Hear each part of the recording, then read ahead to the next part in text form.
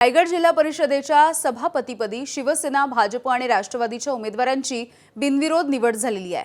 शिवसेनेकडून रसिका केणी, चंद्रकांत कळंबे, राष्ट्रवादी काँग्रेसकडून नारायण डामसे तर भाजपकडून वैकुंठ पाटील यांची बिनविरोध निवड करण्यात आली आहे। दरम्यान आमच्यामध्ये कधीच वाद नसल्याचा खुलासा गोगावले यांनी केलेला आहे आणि स्पष्ट केला आहे।